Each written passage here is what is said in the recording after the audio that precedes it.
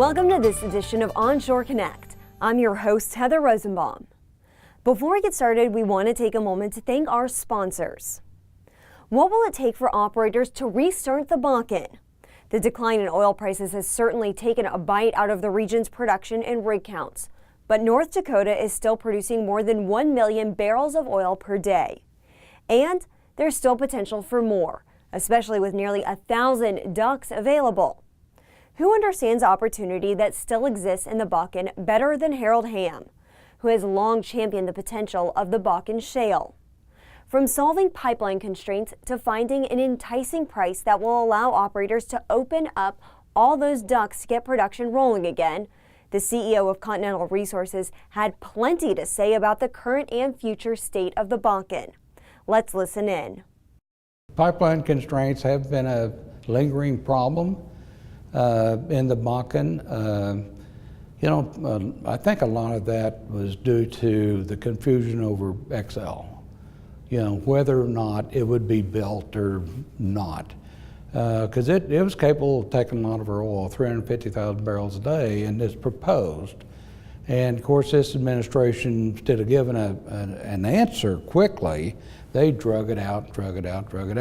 So just having that on the books, as a proposed pipeline, slowed down a lot of other viable lines.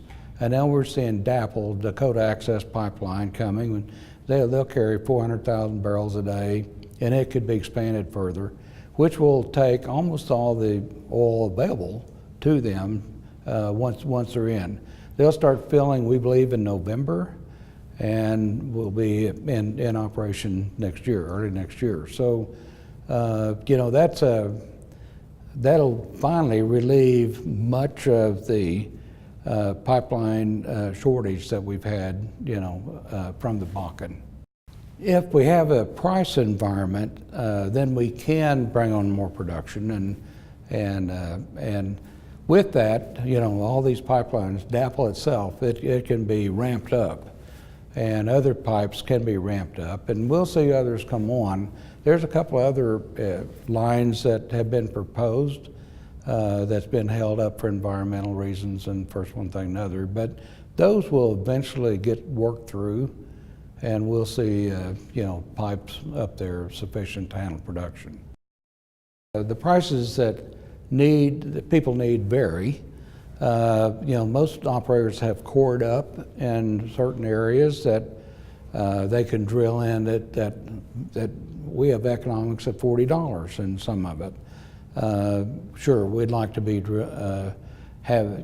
getting better rates of return from those wells, but we've moved on from about 650,000 barrels a day EURs to 850.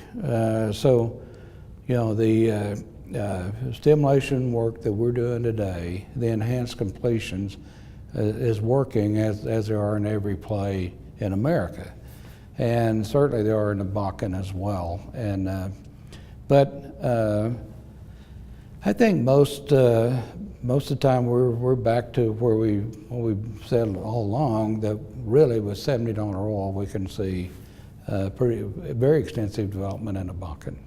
We also spoke with Lynn Helms, the director of North Dakota's Department of Mineral Resources, who discussed what it will take beyond price recovery to restart the Bakken Three Forks activity. They have focused on the core, the very best geology, the highest productive area in the Bakken. The play was well enough developed that they were able to fairly easily identify where the best wells could be drilled using current technology, and so they're drilling the very best possible wells with initial production rates in excess of 2,000 or 3,000 barrels a day.